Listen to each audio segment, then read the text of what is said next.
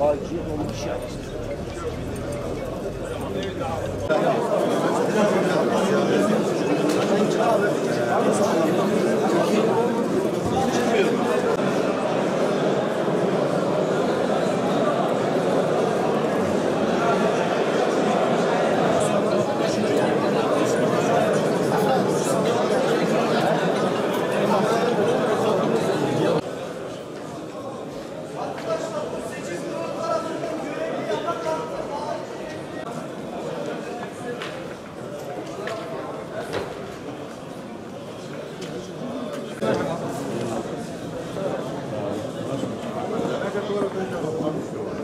Ben oy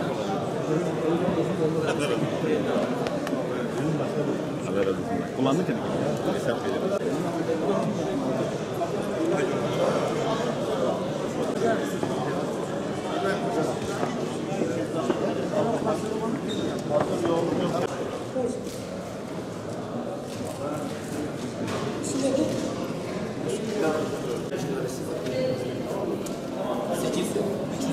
Karşıya geç abi.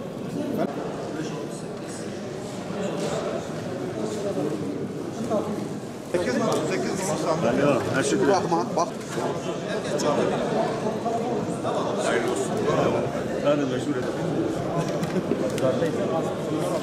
Yaklaşık 4500 seçmenimiz, tabii hepsi sandık başına gelirse oy kullanacak. Benim şahsen oy beklentim kullanma oranı %80 civarlarında.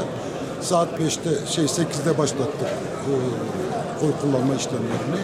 Saat 5'e kadar sürecek. Seçim gayet güzel gidiyor, çok sakin. Gerçekten çok rahat geçiyor seçim. İlimize hayırlı uğurlu olmasını temenni ediyorum. İnsanlar seçimlerini yapmışlar zaten. Kendi kararlarını vermişler. Bugün oylarını kullanacaklar. Ve bugün tekrar hak eden kazansın diyorum. İlimize hayırlı uğurlu olsun. Her şey Batman için. Çalışıyorduk, çalışmaya devam ediyoruz. Ve kaldığımız yerden tekrar devam edeceğiz. Tabii çok önemli projelerimiz var. Bu pandemi sürecinde bitiremediğimiz, yapamadığımız projelerimiz var. Allah izin verirse onlara dört elle sarılıp bu projeleri hayata geçirmek için yeni ekip arkadaşlarımızla beraber çalışmaya devam edeceğiz.